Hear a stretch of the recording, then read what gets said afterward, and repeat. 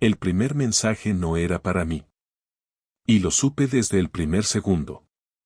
Domingo por la mañana. Estábamos en casa, en pijama, con la televisión encendida pero sin prestarle atención. Clara estaba en la cocina preparando café y su móvil vibró sobre la mesa del comedor. Yo estaba sentado a medio metro, hojeando una revista de bricolaje sin mucho interés. No soy de mirar el móvil de nadie, pero esta vez fue distinto.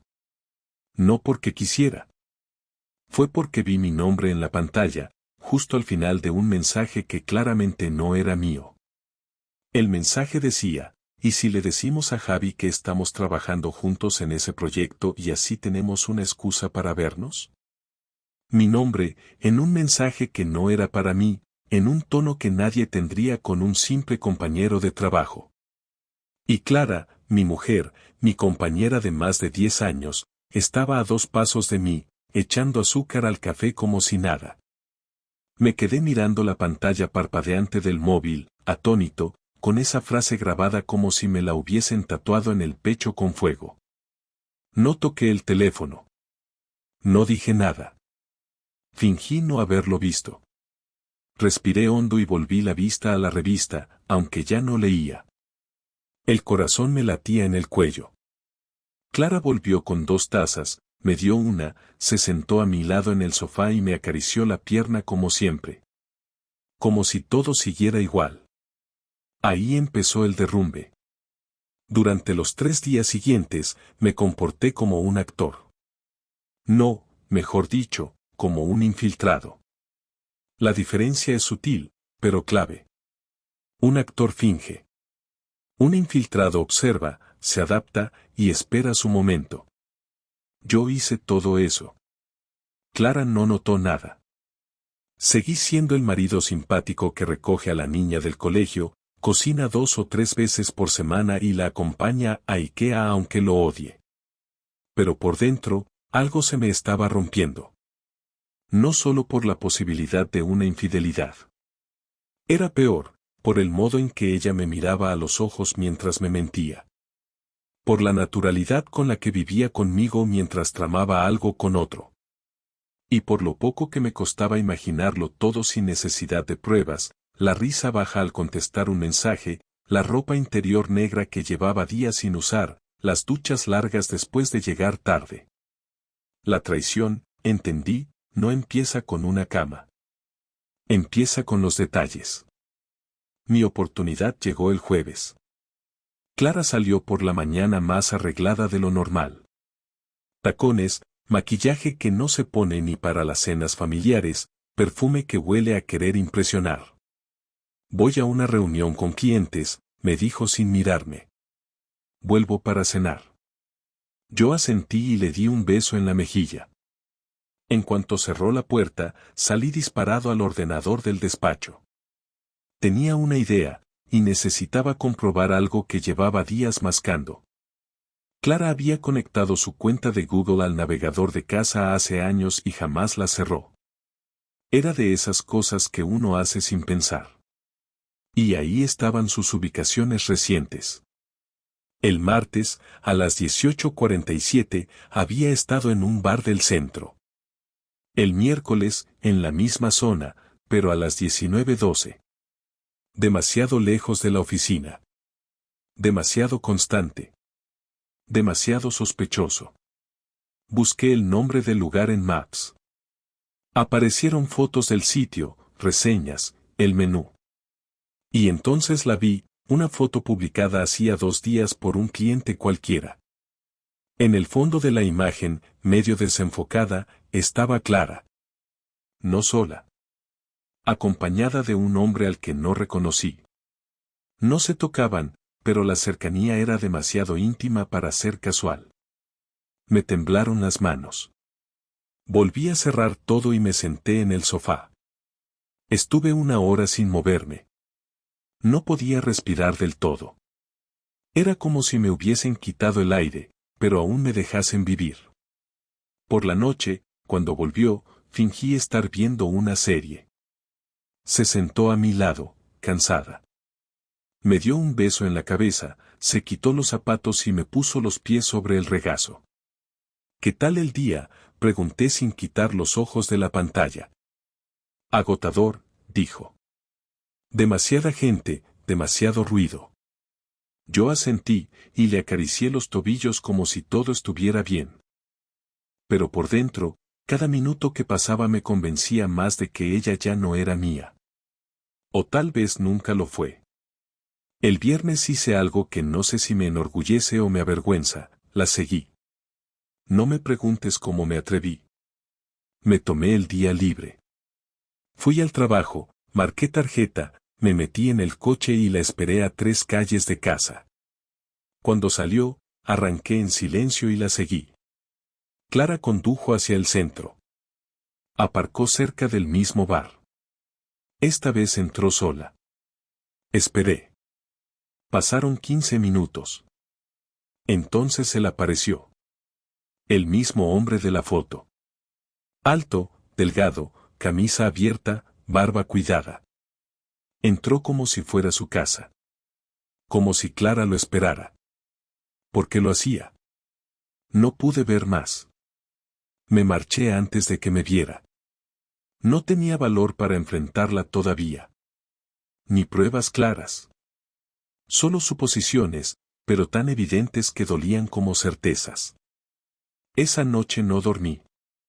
Estuve en la cocina, a oscuras, bebiendo un vaso de agua tras otro. Pensando en los últimos años.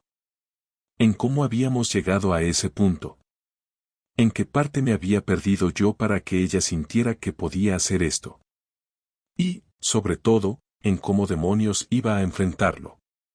Y así, sin planearlo del todo, decidí hacerlo. No con gritos, no con llantos. A lo frío. A lo calculado. Como un cirujano que va a cortar por lo sano. Tenía que ponerle fin a la farsa. Y tenía que hacerlo a mi manera. El sábado por la mañana, mientras Clara salía a comprar pan como siempre, me senté frente a su portátil. Normalmente usaba el mío, pero ese día tenía un objetivo distinto. Con la excusa de que se había quedado sin batería, me tomé la libertad de abrirlo. No tuve que adivinar la contraseña, usaba la misma desde hacía años. Entré, respiré hondo, y fui directo al correo. No había nada relevante. Solo mensajes de trabajo, newsletters, y correos sin importancia. Pero entonces noté una cosa, tenía abierta una pestaña de WhatsApp web, aunque la había ocultado con otra ventana. Bastaba un clic. La conversación estaba allí. Con nombre, con foto, con todo. El contacto se llamaba Luis Contabilidad, un nombre que buscaba camuflar algo que no tenía nada que ver con los números. En cuanto leí 3 mensajes, supe que no estaba equivocado. Ella le hablaba como no me hablaba a mí desde hacía meses. Le decía cosas que no eran bromas ni frases sueltas de doble sentido. Le decía que lo pensaba por las noches. Que soñaba con él.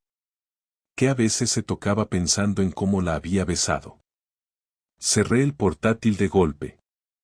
Sentí que me ardía la cara, no de vergüenza, sino de algo mucho más oscuro. Rabia. Asco. Y una sensación de pérdida que no se parece a ninguna otra. Porque no era solo el sexo, no era solo el acto físico. Era todo lo que se habían dicho. Era como lo había idealizado. Como le contaba cosas de nuestra hija. Como le decía que conmigo todo era monótono, que se sentía sola, que conmigo se había apagado. Tuve que salir al balcón para no romper algo. Apoyé las manos en la barandilla y respiré hondo. Miré hacia abajo. Los vecinos sacaban al perro, un padre enseñaba a su hijo a andar en bici, y todo parecía normal, como si mi mundo no se hubiese derrumbado 5 minutos antes. Pero dentro de mí, algo había cambiado de forma definitiva. Ya no era una sospecha. Ya no era una teoría. Era real. Clara me engañaba. Me mentía cada día. Dormía a mi lado después de haberle dicho a otro que lo amaba. Y yo, durante meses, había sido el idiota que le preparaba el café mientras ella contestaba mensajes a escondidas. Volví al salón como si nada. Cuando ella entró por la puerta con la bolsa de papel en la mano, me sonrió. Esa sonrisa me repugnó por primera vez en mi vida. Me acerqué, la besé en la frente y le ayudé con las bolsas. Me preguntó si quería tostadas. Le dije que sí, que con mantequilla. Hablamos del partido de fútbol del día anterior, de las tareas del domingo, de si deberíamos cambiar la lámpara del pasillo. Yo asentía a todo, le seguía el juego, pero por dentro estaba tomando decisiones. Y una de ellas era que esto no se podía quedar así. No podía ser uno de esos tipos que finge que no sabe nada. No quería tragarme esta traición y hacer como si todo estuviera bien. Durante la tarde, me aislé en el trastero diciendo que tenía que arreglar una estantería vieja.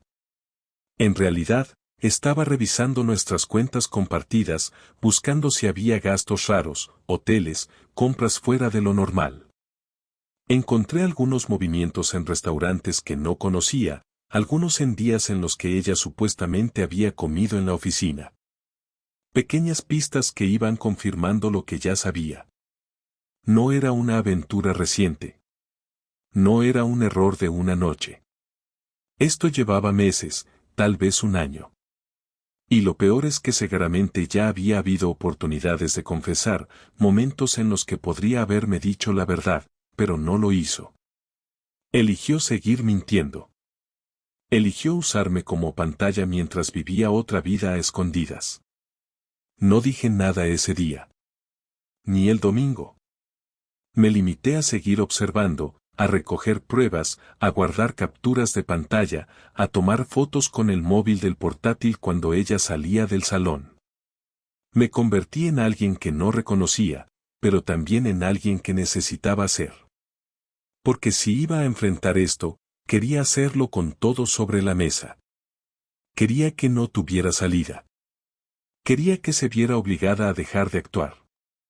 El lunes me llamó desde el trabajo para decirme que esa semana iba a tener días largos por una auditoría. Mentira. Lo supe porque el domingo por la noche le había leído un mensaje a Luis diciendo que ya tenían todo listo para el martes y que esperaba con ganas volver a verla. Supuse que se referían a verse en algún sitio. Un hotel, quizá. O el piso de él. No lo sabía. Pero decidí averiguarlo. Martes por la tarde, 17:40. Le dije que iría a buscar a nuestra hija al conservatorio. Ella respondió con un mensaje corto: perfecto, te lo agradezco. A las 18:15 estaba aparcado en doble fila frente a un edificio cerca de Atocha. Lo había sacado de la localización que ella misma había enviado el viernes. Ella no sabía que su cuenta de Google seguía abierta. Yo sí. La vi llegar. Llevaba una chaqueta roja, el pelo suelto, una bolsa de tela en la mano. Caminaba rápido, mirando el móvil, nerviosa. La seguí con la vista hasta que tocó el portero automático y entró. No me quedé mucho más. No quería verla salir. No necesitaba verla abrazada a nadie para entender lo que estaba ocurriendo. El solo hecho de verla entrar en ese portal me dijo todo. Volví al coche y conduje sin rumbo durante una hora. Tenía ganas de hacer algo, de gritar, de romper algo, pero no hice nada. No lloré. No golpeé el volante. Simplemente conduje. Pensando. Recordando. Repasando los años que llevábamos juntos. Las cenas en casa, los viajes con la niña, los domingos de sofá y mantita, los aniversarios sin regalos pero con risas. Todo eso ahora parecía falso. O peor, real solo para mí. Volví a casa antes que ella. Preparé la cena. Puse la mesa. Nuestra hija llegó a los 10 minutos. Me abrazó, me dijo que estaba cansada, y se encerró en su cuarto. A las 9:15, Clara entró por la puerta. Olía a perfume caro. Sonrió. Gracias por recogerla, me dijo. No sabes lo que me has ahorrado hoy. Asentí. Le serví sopa. Cenamos en silencio. No pregunté cómo le había ido. Ella no preguntó por mi día. Parecíamos dos desconocidos sentados uno frente al otro, compartiendo un plato caliente y una mentira fría. Esa noche no dormí con ella. Le dije que me dolía la espalda y me fui al sofá. No protestó. No insistió. Me deseó buenas noches desde la puerta del salón y apagó la luz. Y yo, tumbado en el sofá, con una manta y el móvil en la mano, empecé a escribir una lista. No de cosas que había perdido, sino de cosas que iba a hacer. Porque esto no terminaba aquí. No planifica uno cómo va a enfrentarse al momento en que su vida se desmorona, pero llega un punto en que la rabia empuja más fuerte que el miedo. El miércoles desperté con una claridad que no había sentido en semanas. No podía seguir fingiendo, ni sonriendo mientras ella salía a verse con ese tipo. Había pasado ya la fase del dolor mudo, ahora necesitaba actuar. Pasé la mañana en el trabajo sin concentración, fingiendo revisar presupuestos mientras pensaba en cada palabra que iba a decirle. No quería montarle una escena de celos, ni pegar gritos como en una película. Quería decirle lo que sabía, dejarla sin espacio para negar, obligarla a enfrentarse a lo que había hecho. Tenía las capturas, las fechas, las ubicaciones. Tenía la imagen de ella entrando en el edificio. No había forma de que se escapara de eso. A las 6, recogí a mi hija de la casa de una amiga donde había quedado a dormir. Le dije a Clara que quería que esa noche cenáramos solos. Me respondió que estaba cansada, pero accedió sin sospechar. Preparé pasta y abrí una botella de vino. Puse 2 platos y me senté a esperar. Cuando entró, me saludó con su habitual beso rápido en la mejilla y un "qué bien huele". Le dije que se sentara, que necesitábamos hablar. Ella frunció el ceño. ¿Pasa algo con la niña?, preguntó. Negué con la cabeza y le serví una copa de vino. No, pasa algo contigo y conmigo, respondí. Me miró como si no entendiera. ¿Qué significa eso? Me incliné hacia adelante, apoyando los codos sobre la mesa. Significa que sé lo de Luis. Durante 3 segundos no dijo nada. Ni un gesto. Ni siquiera respiró más rápido. Luego, como si algo dentro de ella se encendiera, intentó sonreír con incredulidad. ¿De qué hablas? Me mantuve firme. No te hagas la tonta. Sé quién es. Sé dónde os veis. Sé lo que te escribe y lo que le contestas. Dejó el tenedor en el plato. Estás exagerando. Luis es compañero de trabajo, nada más. Saqué el móvil del bolsillo y lo puse sobre la mesa. Tu portátil no opinó lo mismo. El color se le fue de la cara. En ese momento entendió que no era una sospecha ni una corazonada. Era una acusación con pruebas. Se quedó en silencio largo rato. El único sonido era el del reloj del comedor. Yo no aparté la mirada ni un segundo. Cuando por fin habló, lo hizo con una calma que me desconcertó. No es lo que piensas, dijo, con la voz suave, casi maternal. No, Clara, es exactamente lo que pienso. Lo llevas haciendo meses. Me has mentido en la cara mientras decías que estabas en reuniones. Lo he visto. Ella tragó saliva y apretó las manos. Javi, escúchame, no fue algo planeado. No lo busqué. Me reí sin ganas. Claro, los besos y los mensajes se escriben solos. Las citas se organizan por arte de magia. Ella bajó la cabeza. No lo entiendes, me sentía sola. Todo entre nosotros se volvió rutina. Tú estabas distante, preocupado siempre por el trabajo, por la hipoteca, por cualquier cosa menos por mí. Esa frase me dolió más que la traición. No me vengas con excusas baratas, Clara. No me digas que te acostaste con otro porque yo no te pregunté cómo te sentías. Podrías haber hablado, podrías haber dicho que estabas mal. Pero elegiste mentir. Ella intentó acercarse, pero levanté la mano para detenerla. Ni se te ocurra tocarme. La vi respirar hondo, contener las lágrimas, y por un momento pensé que iba a admitirlo todo sin adornos, pero volvió a la defensa. No hubo nada serio. Fue un error, una tontería. Le mostré la foto del bar. ¿Esto te parece una tontería, verte 2 veces por semana también, decirle que lo amas? En ese punto ya no pudo sostenerme la mirada. Se levantó, dio la vuelta a la mesa, y se apoyó contra la pared. Vale, sí, pasó. No voy a negarlo más. Pero no creas que tú no tuviste parte en esto. La frase resonó como una bofetada. ¿Mi parte? ¿Qué parte tengo yo en que decidas follarte a otro? No lo pongas así, murmuró, no fue solo sexo, se detuvo. Fue que, Clara, dímelo. Fue sentirme viva. Sentir que alguien me veía otra vez. Esa confesión no me enfureció, me dio un asco profundo, una decepción que no sabía ni describir. Así que necesitaba sentirte viva, y para eso decidiste matar lo que quedaba entre nosotros. No contestó. Caminó por el salón sin rumbo, con las manos temblando. No sabes lo que ha sido estar aquí todos estos años sintiendo que ya no te importo.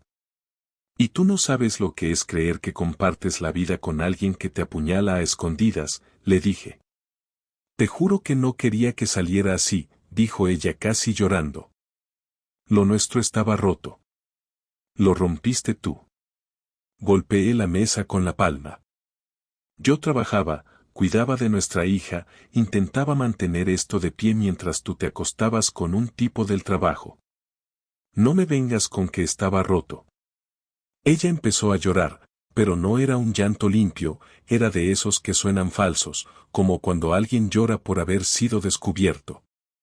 Te juro que iba a terminarlo. ¿Cuándo? Cuando me arruinara emocionalmente, cuando él se cansara de ti. Cuando encontrara la forma de decírtelo sin destrozarte. Me eché hacia atrás en la silla y la observé. Ya lo conseguiste. Estuvimos así un rato largo, cada uno en su lado del salón. Yo no sentía pena, ni siquiera ira pura. Era una mezcla de vacío y lucidez. En ese momento entendí que no había vuelta atrás. Ni perdón, ni terapias, ni segundas oportunidades. Lo que se rompe de esa forma no se reconstruye. No cuando hay tanta mentira acumulada. Finalmente, me levanté y le dije que se fuera a dormir a la habitación de invitados. No protestó. Cogió una manta y desapareció sin decir palabra. La escuché cerrar la puerta con cuidado, como si aún le importara no molestar. Me quedé en el comedor, frente a los platos fríos. La pasta se había pegado al fondo. Me serví otra copa de vino y la bebí despacio, no para olvidar, sino para fijar en la memoria cada detalle de esa conversación. No quería olvidarla nunca, porque esa era la noche en la que mi matrimonio murió, y necesitaba recordarlo con claridad para no caer en la tentación de perdonarla más adelante. A medianoche entré en la habitación y vi su lado de la cama vacío. Me tumbé mirando al techo, y por primera vez en muchos años, dormí solo sin pensar en si ella estaba bien. A la mañana siguiente actuó como si todo fuera cuestión de tiempo. Preparó el desayuno en silencio y me dijo que lo mejor sería tomarnos unos días para pensar. Le respondí que no había nada que pensar. Lo nuestro se acabó, Clara. No voy a fingir que puedo mirar atrás y ver otra cosa que no sea mentira. No discutió. Asintió, guardó sus cosas y se fue. Mientras cerraba la puerta, sentí una calma extraña, como cuando acaba una tormenta y el aire queda denso, aunque no haya alivio real. No hubo gritos, ni portazos, ni drama. solo el sonido seco del pestillo. Pasé el resto del día recogiendo los rastros de nuestra vida en común. Guardé sus cosas en cajas, aparté las fotos, limpié los cajones donde aún quedaban recibos firmados con su nombre. En cada objeto había una especie de rastro invisible que dolía más que cualquier palabra. No porque echara de menos lo que fuimos, sino porque entendí que todo eso había sido un escenario bien montado. Cada cena, cada viaje, cada gesto cotidiano. Todo estaba contaminado. A la noche, cuando mi hija llamó para preguntar si su madre la iría a buscar, le dije que no, que hoy no. No le di explicaciones. No podía explicarle todavía que su madre había elegido otra vida. Esa noche volví a acostarme solo, sin lágrimas, sin rabia contenida. Me sentía exhausto, como si hubiera trabajado 3 días seguidos sin dormir. Pero dentro del cansancio había algo nuevo, la certeza de que a partir de ahora todo sería distinto. No mejor, no peor, solo distinto. Y que lo que quedaba por venir, la revancha o el cierre, todavía estaba en mis manos. Lo que llamé venganza no fue una explosión deliberada ni una humillación pública pensada para destrozar a nadie más que a ella, aunque hubo momentos que rozaron eso porque era lo que mi rabia pedía. Lo que hice fue calcular, apuntar y ejecutar acciones que me devolvieran el control y que, al mismo tiempo, dejaran claro que yo no iba a quedarme pasivo mientras mi vida era compartida con un engaño. Todo empezó con la evidencia, y la evidencia fue mi única aliada porque no necesitaba dramatismos para poner en claro lo que había pasado, necesitaba pruebas que no pudieran ignorarse ni convertir en malentendidos. Pasé 3 días organizando archivos en el despacho de la casa, capturas de pantalla, correos, mensajes de voz que me había negado a guardar y ahora guardaba, facturas de restaurantes y fotos con fecha. No fue una recopilación improvisada, fue metódica, sin histeria, con la frialdad de quien sabe que lo personal se gana en los detalles. Ordené todo por meses y por temas, imprimí las conversaciones más comprometedoras y las plastifiqué, puse separadores con fechas y lugares, y las coloqué en 4 carpetas grandes que parecían documentos legales porque así tenían que sentirse, oficiales, inapelables. No voy a decir que no sentí placer al ver su cara cuando abrí la primera carpeta delante de ella, no porque quisiera castigarla físicamente, sino porque necesitaba que el silencio se llenara de verdad y no de excusas. Llamé a su madre y le pedí que viniera a casa esa misma tarde porque teníamos que hablar de cosas de la familia, sin más detalles. La sorprendí cuando entró con ese aire protector que solo las madres tienen y la senté en el comedor sin que Clara supiera que iba a estar. Cuando ella llegó y vio a su madre, preguntó con la voz temblando si pasaba algo malo y entonces deposité la primera carpeta sobre la mesa como si fuese un expediente y le dije, siéntate y mira. No grité, no golpeé la mesa, no le rogué. La miré y le hablé con la voz firme de quien ya no tiene miedo a la verdad. Esto no tiene vuelta atrás, le dije, y deslicé la carpeta hacia ella. Vi cómo sus manos temblaban, vi cómo buscaba en los papeles alguna línea que justificara que todo era un malentendido, pero no encontró nada que no fuese claro. Su madre lloró en voz baja, no de sorpresa sino de decepción, y Clara intentó explicar, aleteó con excusas ya manchadas por la evidencia. No fue planeado, mamá, dijo. No te lo vayas a creer, hija, replicó su madre, y en ese intercambio la derrota de Clara se volvió patente y pública en el espacio más íntimo que tenía, nuestra casa, con su familia delante. No me conformé con eso. Quería que quienes la apoyaban al menos supieran lo que había pasado, porque prefería que la verdad circulara entre las personas que le querían a que ella siguiera con la vida como si nada. Entregué copias a su hermana, quien me las pidió como quien pide explicaciones y las hojeó en silencio, y a amigos en común que habían empezado a mirarme raro en las cenas, porque yo no quería mantener la apariencia de siempre mientras ella jugaba a 2 bandas. No fue un acto de maldad calculada para destruir su reputación en la ciudad, fue una limpieza de la mentira con la gente que la rodeaba porque la hipocresía me daba náuseas. Además, llevé una carpeta a su jefe porque ella trabajaba en una asesoría y la relación con un compañero podía tener consecuencias profesionales que ella misma había buscado al mezclar lo personal con lo laboral. Lo hice con cuidado, sin difamaciones, presentando hechos que, si alguien tenía que decidir, que lo hiciera con la información completa y no con rumores. Eso no fue todo. Cerré el capítulo financiero que podía cerrar sin necesidad de litigar. Hablé con nuestro banco y solicité el bloqueo temporal de ciertas tarjetas compartidas hasta que todo estuviera aclarado y hasta que un abogado me dijera qué podía y no podía hacer. No quería robarle nada ni poner en riesgo nuestra hija por una reacción impulsiva, pero tampoco iba a seguir pagando por algo que se sustentaba en mentiras. Cambié las contraseñas de las cuentas que yo controlaba, transferí fondos a una cuenta nueva a nombre de mi hija y a otra a la que solo yo tenía acceso, y dejé un rastro de recibos y facturas para que no hubiera dudas de que lo hice con cabeza fría, no con saña destructiva. Además, empecé gestiones con un abogado para dejar las cosas preparadas para un divorcio si eso era lo que la situación obligaba, porque la consecuencia tangible de su traición debía ser clara. Si ella había roto los compromisos, yo defendería los míos, que incluían mi estabilidad y la de nuestra hija. La mañana en que decidí ejecutar el último paso de mi plan me levanté temprano, empaqué lo imprescindible en una maleta y me fui. No fue una escapada de cobarde ni una huida dramática, fue un acto de autonomía. Dejé una carta en la mesa, una carta que no era una amenaza, no era un regodeo, tampoco un ruego, sino una explicación necesaria. Le detallé que la convivencia había terminado por su elección, que yo había reunido pruebas y que había decidido que para recuperar mi vida necesitaba distancia. Le dejé instrucciones claras para la niña, teléfonos de emergencia, y la petición de que respetara nuestros turnos de visita y que no mezclara a la niña en sus decisiones de adultos.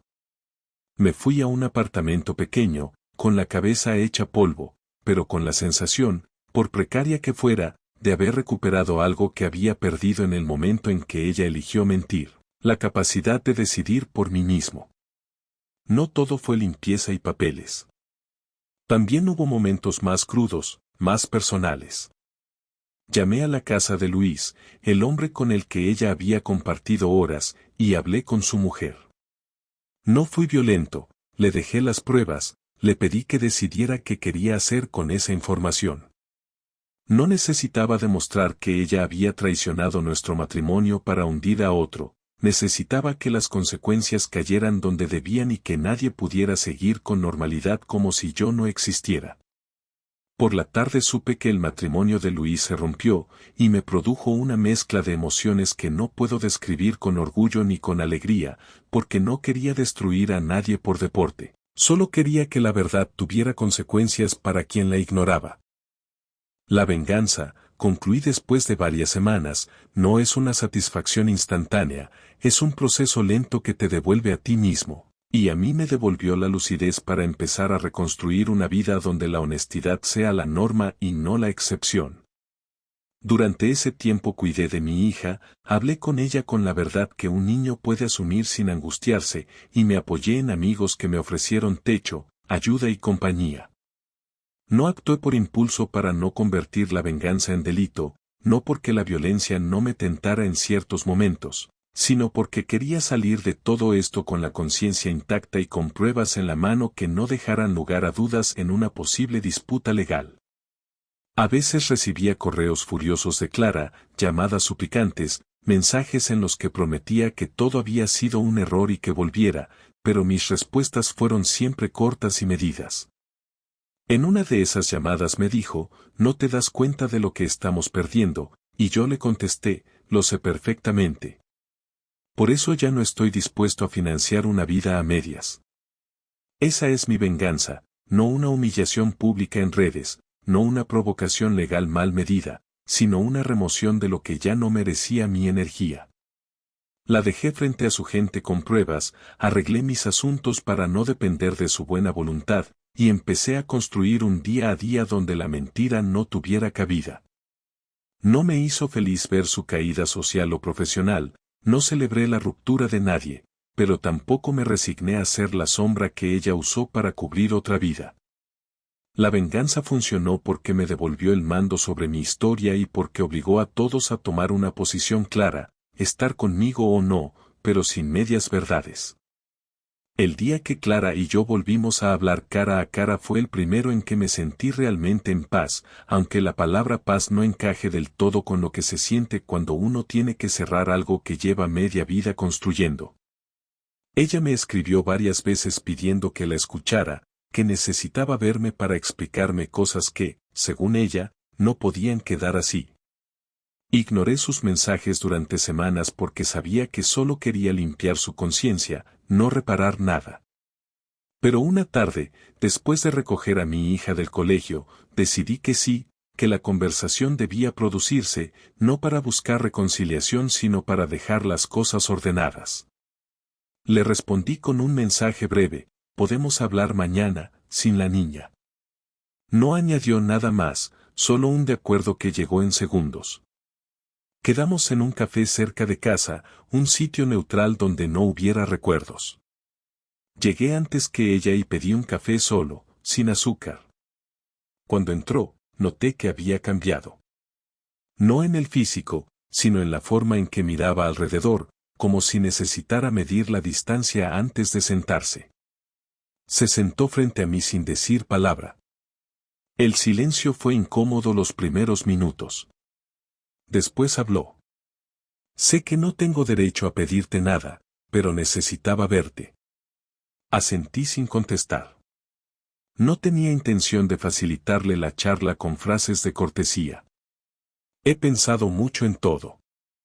No quiero justificarme, solo explicarte lo que sentí, dijo mientras jugueteaba con la taza vacía que el camarero acababa de dejarle. No necesito tus explicaciones, Clara, ya las conozco todas, respondí. Pero te escucho si eso te ayuda a terminar con lo que tengas que decir. Ella bajó la vista y se tomó un segundo antes de seguir. No fue por falta de amor, Javi. Fue por cobardía. No supe pedirte lo que necesitaba, no supe enfrentarme a lo que estaba sintiendo. Reí sin humor. Entonces elegiste la opción más fácil, engañar.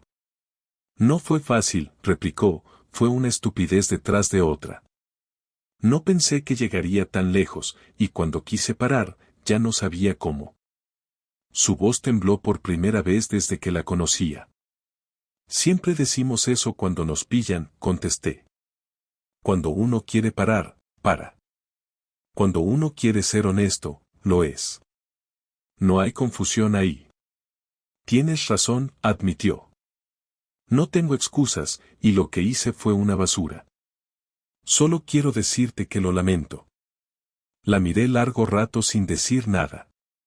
Lo lamento no borra los hechos, respondí finalmente. Pero aprecio que al menos lo digas sin adornos. Durante los minutos siguientes habló sin parar. Dijo que su relación con ese hombre había terminado en cuanto todo salió a la luz, que lo que sintió por él fue más una evasión que un deseo real, que nunca planeó destruir lo que teníamos. Escuché sin interrumpirla. Cada palabra que salía de su boca sonaba como una mezcla de sinceridad y resignación. En parte la entendía, no hay manera elegante de disculparse por haber roto un matrimonio, no existen las palabras correctas. Pero también sabía que esa conversación no era para mí, sino para ella, para poder dormir sin cargar con el peso de lo que había hecho. Cuando terminó de hablar, se quedó en silencio, mirando el suelo. Le pregunté algo que llevaba días repitiéndome en la cabeza: ¿alguna vez pensaste en decírmelo tú, antes de que yo lo descubriera? Me miró directamente y respondió sin vacilar: sí, muchas veces. Pero cada vez que lo pensaba, me entraba pánico. No quería perderte, aunque ya te había perdido. Eso no tiene sentido, dije. Si lo tiene, para alguien que no sabe enfrentarse a su culpa. Quería seguir contigo, pero no quería renunciar a lo otro. No me daba cuenta de que así no tenía nada. El camarero nos interrumpió para preguntar si queríamos algo más. Ambos dijimos que no. Clara se acomodó en la silla y respiró hondo. He empezado terapia, añadió. No espero que eso cambie nada entre nosotros, pero necesito entender por qué hice todo esto. Eso es asunto tuyo, respondí. Lo que destruiste no lo va a reparar un terapeuta, pero si te ayuda a no volver a hacerlo con nadie más, supongo que sirve de algo. Ella asintió.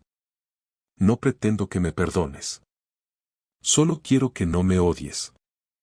Me reí, no por burla sino por cansancio. No te odio, Clara.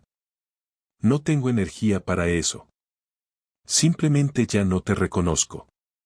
Hubo un silencio largo que no intentó llenar. ¿Qué vas a hacer ahora?, preguntó. Vivir, respondí. Cuidar de nuestra hija y seguir trabajando. No necesito más. ¿Y conmigo? Contigo solo lo necesario. Lo que tenga que ver con la niña, lo hablaremos. El resto, no tiene sentido. Ella se quedó callada un rato y luego dijo algo que no esperaba. Te vi el otro día con Laura, la madre de Marta. Parecías tranquilo. La miré sin alterar el tono. No sé qué esperas que diga. Nada, solo me alegra verte menos triste. No estoy triste, Clara. Estoy aprendiendo a vivir sin estar en guerra. Su mirada se suavizó, y por primera vez desde todo aquello no vi culpa, sino aceptación. Te deseo lo mejor, de verdad, dijo. Lo sé, respondí, y no añadí más. Se levantó despacio, dejó unas monedas en la mesa por su café y me dio las gracias por haber ido. Cuando se marchó, sentí que el aire se volvía más liviano, no porque me sintiera liberado, sino porque por fin había cerrado el círculo. Ya no quedaban frases pendientes ni explicaciones que esperar. Esa misma noche la llamé por teléfono para coordinar el tema de la custodia. Fue una conversación práctica, sin reproches. Decidimos que nuestra hija estaría conmigo entre semana y con ella los fines de semana alternos. También acordamos no usar a la niña como mensajera, ni hablar mal del otro delante de ella.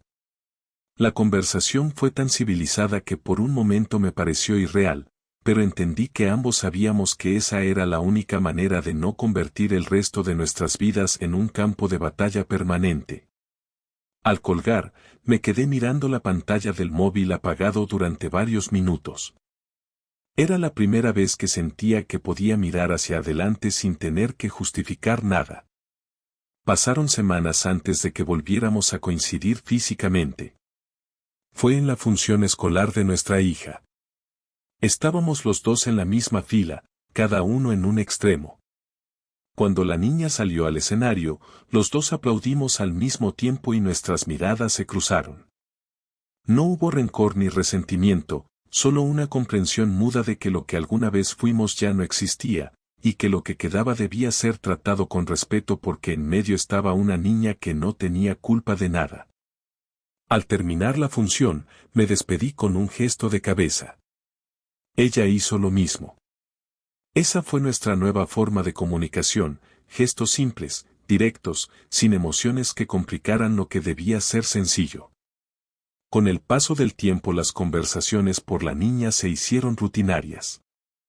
A veces hablábamos 5 minutos por teléfono, a veces un mensaje bastaba. Nunca volvimos a discutir. Clara se mudó a un piso más pequeño y me informó que había dejado su trabajo porque no podía seguir en el mismo lugar donde empezó todo. Le respondí con un escueto me parece bien, y ella no insistió.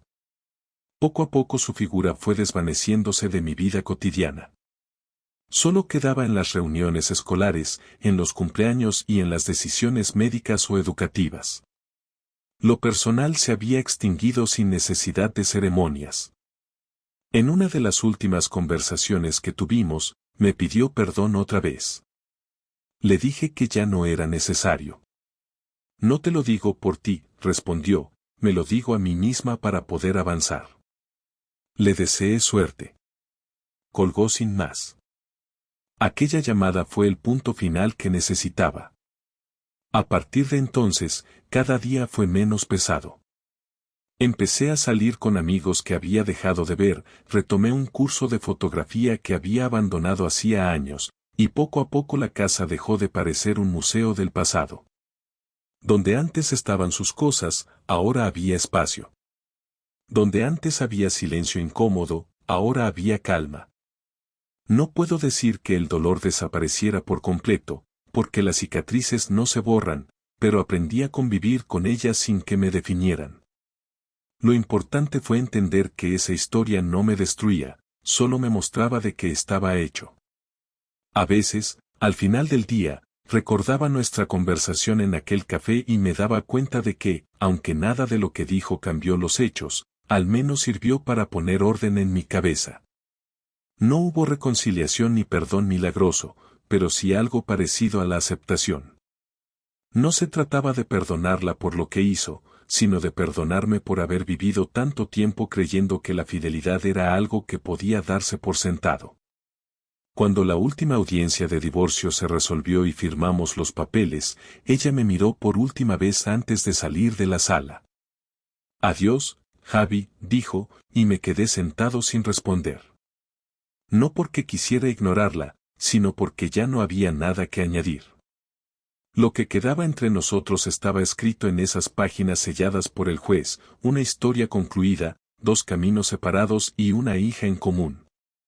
Y, por primera vez en mucho tiempo, supe que no necesitaba nada más. Cuando firmé el último papel, el que legalizaba lo que ya estaba muerto desde hacía meses, no sentí alivio ni tristeza, solo una especie de final administrativo que confirmaba lo que ya sabíamos los dos. El funcionario del juzgado nos pidió que revisáramos los datos, que confirmáramos las fechas y que firmáramos en el espacio señalado. Lo hice sin leer nada porque ya lo había leído todo varias veces, porque ya no quedaba margen para la duda ni para las emociones fuera de lugar. Clara firmó también, sin temblor en la mano ni palabras innecesarias. Al terminar, recogí mi copia, le di las gracias al funcionario por su tiempo, y salí de allí con paso firme, sin mirar atrás. Ella no dijo nada, no intentó retenerme ni inventar un cierre dramático. Supo, como yo, que todo lo importante ya había sido dicho. Caminé hasta el coche con los papeles en la mano, los metí en la guantera sin mirarlos, encendí el motor y conduje sin rumbo durante un buen rato, no porque necesitara pensar sino porque necesitaba moverme, pasar físicamente la página de todo aquello. Durante las semanas siguientes, todo empezó a reordenarse de forma silenciosa pero firme. Mi hija, que había sido el único motivo por el que no mandé todo al carajo desde el primer día, empezó a mostrar signos de recuperación también. La veía más tranquila, más segura. Supo, sin que yo tuviera que decírselo con palabras explícitas, que las cosas ya no eran un campo de batalla constante. La rutina con ella se volvió más ligera, más sana. La llevaba al colegio, la recogía, hacíamos la compra juntos y cenábamos sin silencios pesados ni conversaciones falsas. Me preguntaba a veces si veía a su madre, si hablaban, y yo le respondía siempre con honestidad. Claro que sí, está contigo cuando le toca, y puedes llamarla cuando quieras. No tienes que elegir entre nosotros. Nunca hablé mal de Clara delante de ella. Nunca utilicé su error como arma, porque entendí que mi hija no tenía por qué cargar con las consecuencias de nuestras decisiones. Poco a poco, mi entorno también se fue ajustando. Amigos que habían guardado distancia durante los momentos más duros volvieron a aparecer. Algunos me pidieron disculpas por no haber estado, otros simplemente actuaron como si nada hubiera pasado, y yo acepté ambas reacciones sin reproche. Entendí que cada uno lidia con las crisis ajenas como puede, y no me sobraba la energía para juzgar a nadie. Volví a quedar con viejos conocidos, a aceptar invitaciones a cenas, a tomar cañas después del trabajo. No porque necesitara distraerme, sino porque estaba aprendiendo a ocupar mi espacio de otra manera, sin la sombra de un matrimonio podrido.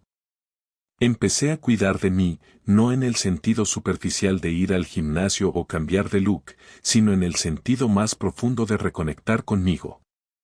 Volví a leer, a escribir notas sueltas en un cuaderno que había olvidado, a salir a caminar solo sin mirar el reloj. En una de esas caminatas, me crucé con Luis. El tipo con el que Clara había compartido su doble vida. Fue en una avenida del centro, cerca de su antiguo trabajo.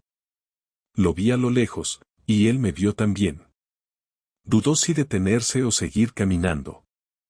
Al final se detuvo. Yo seguí mi paso sin alterar el ritmo. Cuando llegué a su altura, me dijo, Javi, lo siento, de verdad. Lo miré y respondí sin levantar la voz, ya no importa, Luis. Lo hecho está hecho. No quiero volver a cruzarme contigo. No por rencor, sino porque no tengo nada que decirte. No esperó más. Asintió y siguió su camino. Yo seguí el mío sin girarme. No me interesaba su culpa ni su versión. Lo que me había quitado no era una mujer, era una vida que yo creía firme y resultó falsa. Pero ya no era su problema, era mi responsabilidad reconstruirla. El proceso de rehacerme no fue perfecto. Hubo días de bajón, momentos en los que me invadía una sensación de fracaso, como si todo lo que había invertido durante años hubiera sido una pérdida de tiempo. Pero con el tiempo entendí que no había sido tiempo perdido, que todo lo vivido, incluso lo malo, me había formado. Acepté que uno no puede controlar lo que hacen los demás, solo cómo responde a ello. Dejé de preguntarme por qué ella lo hizo o en qué fallé yo. Ya no necesitaba entenderla, necesitaba entenderme a mí. Empecé a vivir sin la necesidad de cerrar cada herida con una explicación. Algunas cosas simplemente pasan y uno se adapta o se queda estancado. Yo decidí adaptarme. Con el trabajo, todo fue más sencillo de lo que esperaba. A los pocos meses me ofrecieron un puesto con más responsabilidad. Lo acepté porque necesitaba ese empujón, no económico, sino anímico. Tener algo que me exigiera la mente todo el día me ayudó a evitar pensamientos circulares. Empecé a dormir mejor, a tener objetivos de nuevo, a sentirme útil. En una comida de empresa conocí a una mujer que, sin saberlo, me ayudó a recordar que aún era capaz de reír sin presión. Se llamaba Irene, tenía 2 hijos de un matrimonio anterior y una historia igual de complicada que la mía. No fue un romance de película, no hubo fuegos artificiales, pero sí conversaciones honestas, silencios cómodos y respeto mutuo. Nos vimos varias veces. No intentamos forzar nada. Solo compartimos tiempo sin expectativas. Una noche, cenando en un restaurante pequeño del barrio, me preguntó si todavía pensaba en Clara. Le dije la verdad. Pienso en lo que pasó, no en ella. Lo que me dolió no fue perderla, sino darme cuenta de que nunca fue lo que creía. Irene asintió, sin dramatismo. Me dijo que a ella le pasó algo parecido y que no hay que competir con los fantasmas, solo aprender a convivir con ellos sin que molesten demasiado. No volví a hablarle de Clara. Ni ella a mí de su ex. Nos entendíamos desde la experiencia, no desde el romanticismo. Hoy, casi un año después de todo aquello, puedo decir que no tengo heridas abiertas. Tengo cicatrices, sí, pero no me sangran. Mi hija está bien, crece con normalidad, me cuenta sus cosas, pregunta menos por su madre que antes y sonríe más. Clara y yo mantenemos una relación educada, sin afecto, pero sin agresión. A veces la veo recoger a la niña, otras veces coincidimos en reuniones. Hablamos lo justo. No hay odio, pero tampoco hay calidez. Solo una especie de respeto mutuo por los escombros que compartimos. Ella rehizo su vida, yo también estoy en ello. No compito, no comparo. Solo vivo. Si alguien me preguntara qué aprendí de todo esto, diría que aprendí a no dar nada por garantizado, que aprendí que el amor no es suficiente si no hay honestidad, y que la fidelidad no es algo que se exige, sino que se cultiva. También aprendí que la dignidad no se negocia, que uno puede perdonar pero no olvidar, y que está bien cerrar etapas sin entenderlo todo. No necesito comprender cada detalle de su traición, porque ya no me define. Lo que me define ahora es haberme levantado, haber cuidado de mi hija sin contaminarla con mi rencor y haber reconstruido una vida que no depende de nadie más que de mí. No soy el mismo que era antes de que todo esto empezara. Soy más cauteloso, más selectivo, menos inocente. Pero también soy más fuerte, más libre y más consciente de lo que valgo. Hoy vivo con menos gente alrededor, pero con más paz. No busco reemplazar lo que perdí, solo intento construir algo que no me cueste la dignidad. Y si algún día vuelvo a confiar en alguien, no será por necesidad, será porque elijo hacerlo desde la verdad. Y eso, para mí, ya es suficiente.